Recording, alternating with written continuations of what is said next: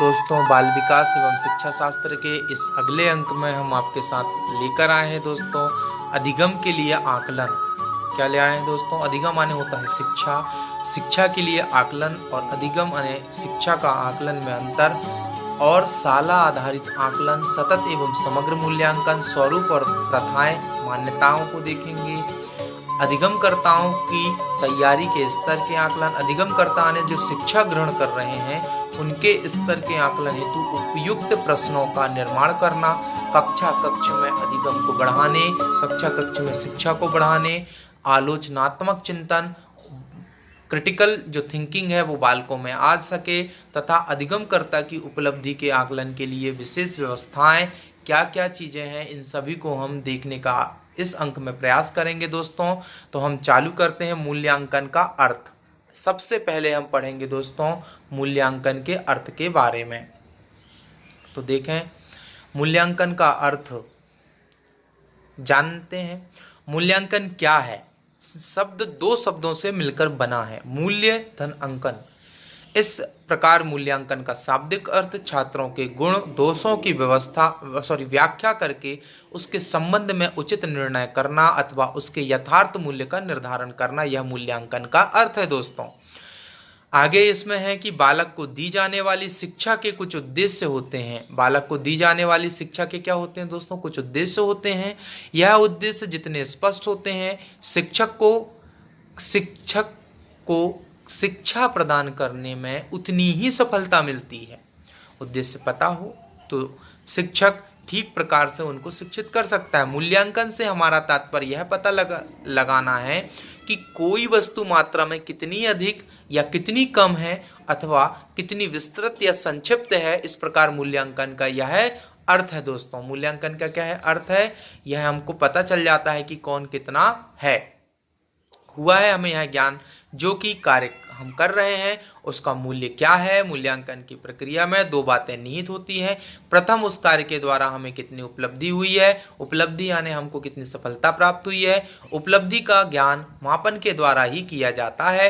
द्वितीय, या उपलब्धि किसने दी है उसका ज्ञान मूल्यांकन के द्वारा ही होता है। अतः यह हम कह सकते हैं, क्या कह सकते हैं दोस्तों? हम कह सकते हैं कि मूल्यांकन वह प्रक्रिया है जिसके द्वारा किसी कार्य का मूल्य निश्चित किया जाता है। हम प्रत्येक प्रकार की योग्यता का मूल्यांकन कर सकते हैं, और इस संबंध में थॉर्नडाइक का कथन है। क्या कहते हैं हमारे मनोवैज्ञानिक Thorndike? Anything that exist at all exist is same quantity, and anything that exist in quantity is capable of being measured. जिस वस्तु का अस्तित्व है उसका किसी न किसी मात्रा में अस्तित्व होता है, और जो कुछ भी जिस मात्रा में विद्यमान है उसका मापन किया जा सकता है। यह हमारे थॉर्नडाइक मनोवैज्ञानिक ने कहा है। एक बार फिर देख लेते हैं। जिस वस्तु का अस्तित्व है, एग्जिस्टेंस है, उसका किसी न किसी मात्रा में अस्तित्व तो होता ही है, और जो कुछ भी जिस मात्रा में विद्यमान है, उपस्थित है, उसका मापन किया जा सकता है। यह थॉर्नडाइक मनोवैज्ञानिक ने हमें बताने का प्रयास किया। उपर्युक्त कथन का आशय यह है कि हम किसी न किसी प्रकार प्रत्येक वस्तु का मापन कर सकते हैं, परंतु यह किसी मात्रा में विद्यमान अवश्य हो। इसी कारण हर प्रकार की योग्यता का मूल्यांकन किया जा सकता है। बालकों की योग्यता की सीमा विस्तृत होती है। मूल्यांकन में व्यक्ति के शारीरिक, मानसिक, नैतिक तथा सामाजिक आदि गुणों की परीक्षा सम्मिलित रहती है। मूल्यांकन की परिभाषाएं। नंबर फर्स्ट, कॉलिन तथा हन्ना के अनुसार, मनोवैज्ञानिक रहे हैं हमारे कॉलिन तथा हन्ना के अनुसार, evaluation is the process of gathering and interpreting evidence और changes in the behaviour of the student progress through school.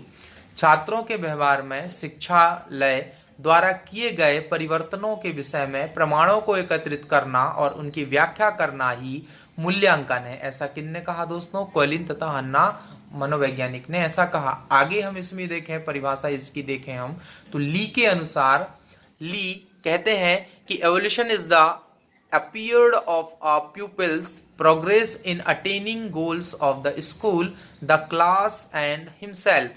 यह कहते हैं कि विद्यालय, कक्षा और स्वयं छात्र द्वारा निर्धारित किए गए शैक्षिक लक्ष्यों की प्राप्ति में छात्र की प्रगति की जांच ही मूल्यांकन है। छात्र की प्रगति का जो जांच की जाती वही मूल्यांकन कहलाता। अगले मनोवैज्ञानिक कहते हैं, क्रॉनबेक कहते हैं, क्रॉनबेक के अनुसार देखें तो evaluation is the process by which teacher and the student judge whether the goals of schooling and being attained। कहते हैं कि मूल्यांकन वह एक प्रक्रिया है जिसके द्वारा शिक्षक एवं छात्र यह निर्णय करते हैं कि शिक्षण लक्ष्यों को प्राप्त किया जा रहा है या नहीं है। शिक्षण लक्ष्यों को मतलब जो हमने पढ़ाया है, बालक ने कितना सीखा है, उसको कह रहे हैं शिक्षण लक्ष्य। आगे देख रहे हैं दोस्तों हम मूल्यांकन की विशेषताएं। क्या क्या विशेषताएं हैं मूल्यांकन की। मूल्यांकन का कार्य यह मापन करना है कि किसी बालक की निश्चित उद्देश्य की ओर कितनी प्रगति है, क्या वह रुचि ले पा रहा है, पढ़ पा रहा है कि नहीं, अपने उद्देश्य की पूर्ति कर पा रहा है कि नहीं। मूल्यांकन की प्रक्रिया में वे सभी व्यक्ति भाग लेते हैं जिनके द्वारा यह संचालित की जाती है। मूल्यांकन की प्रक्रिया निरंतर चलती रहती है। मूल्यांकन निदानात्मक होता है, इसके द्वारा बालक की वर्तमान दशा में सुधार किया जाता है तथा समस्याओं के कारण यह पता चलता भी है। अगला देखें 5वें नंबर का, मूल्यांकन की प्रक्रिया यह निश्चित करती है कि आगामी समय के लिए नियोजन करने हेतु क्या किया जा चुका है। मूल्यांकन में श्रम, धन और समय की अधिक आवश्यकता होती है। मूल्यांकन में कई परीक्षाओं का समावेश होता है। मूल्यांकन में सार्थकता के साथ भविष्यवाणी भी की जा सकती है। मूल्यांकन की सरलता उस वस्तु पर निर्भर करती है। किस वस्तु पर निर्भर करती है? जिसका मापन किया जा सकता है। कुछ वस्तुओं का मापन सरलता से किया जा सकता है और कुछ वस्तुओं के मापन में कठिनाई होती है। मूल्यांकन द्वारा शिक्षा के उद्देश्य किस सीमा तक प्राप्त हो चुके हैं उसका ज्ञान किया जा सकता है। यह शिक्षा प्रणाली का अभिन्न एवं आवश्यक अंग है और मूल्यांकन अगले स्तर के लिए आधार प्रस्तुत करता है और तथा व्यापक रूप से मूलतः प्रगति का भी ज्ञान प्राप्त कराता है। यह मूल्यांकन की विशेषताएं हैं दोस्तों। हम स्पष्ट रूप से देख सकते हैं कि मूल्यांकन और मापन में क्या अंतर है। मूल्यांकन एक कॉलम में दिया है और मापन दूसरे कॉलम में दिया है। तो देखें दोस्तों, मूल्यांकन मात्रात्मक एवं गुणात्मक होता है, मापन केवल मात्रात्मक होता है। मूल्यांकन का मतलब गुणात्मक उनके गुणों का अध्ययन, जिसमें विकास कितना हुआ है, गुण। मात्रा तो वो होगी लेकिन उसमें गुणों का भी समावेश होता है, उसको हम मूल्यांकन कहते हैं। लेकिन जिसमें गुणों का समावेश नहीं होता है, केवल मात्रा होती, क्वांटिटी होती है, उसको हम मापन कहते हैं। मूल्यांकन का क्षेत्र व्यापक होता है क्योंकि मूल्यांकन सर्वांगीण होता है। उसके जन्म से लेकर उसकी वृद्धि कितनी हुई है, उनके गुणों में परिवर्तन कितना आया है, यह मूल्यांकन का है मतलब है। लेकिन मापन का क्षेत्र सीमित होता है क्योंकि यह कुछ पहलुओं का ही मापन करता है। मूल्यांकन में अधिक समय लगता है क्योंकि इसमें छात्र की रुचियों, क्षमताओं, कौशल आदि का एक साथ मूल्यांकन किया जा सकता है। यह कम समय लेता है क्योंकि इसमें एक ही पहलू को मापते हैं। आगे 4th नंबर में हम देखें, मूल्यांकन के द्वारा भविष्यवाणी की जा सकती है कि छात्र की वर्तमान स्थिति के आधार पर उसकी भविष्य में क्या स्थिति होगी। इसके द्वारा भविष्यवाणी नहीं की जा सकती है।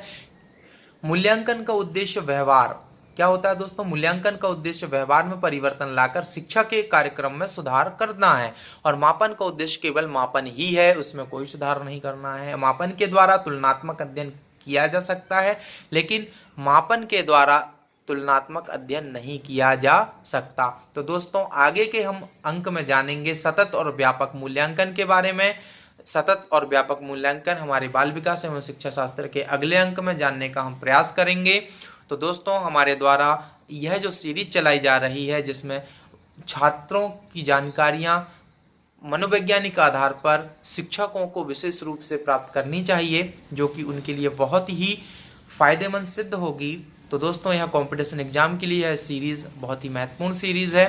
तो आप सीटेट और स्टेट टीचर एलिजिबिलिटी टेस्ट के लिए भी विशेष सीरीज समझें और इसको देखने का काम करें। तो दोस्तों, बड़े ध्यानपूर्वक हमारी सीरीज़ को आप देख रहे हैं, समझ रहे हैं और आप कमेंट्स भी कर रहे हैं। तो दोस्तों, हमारे चैनल को लाइक करें, शेयर करें, सब्सक्राइब करें और अंत में आपके अंदर बैठे परमात्मा को प्रणाम करता हूं। मेरा प्रणाम स्वीकार करें। धन्यवाद मित्रों। तीसरी बात, मनुष्य के और परमात्मा के बीच में जो सबसे बड़ी दीवार है, वो दीवार परमात्मा की तरफ से नहीं, मनुष्य के ही तरफ से। और वो दीवार है मनुष्य का ये ख्याल, मैं हूं। ये ख्याल जितना मजबूत है, ये अहंकार, ये ईगो की मैं हूं जितना मजबूत है, उतनी ही बड़ी दीवार हमारे और उसके बीच खड़ी हो जाती। ध्यान की पूरी गहराई में मैं का मिट जाना जरूरी है, अन्यथा दीवार नहीं गिरेगी और उससे मिलना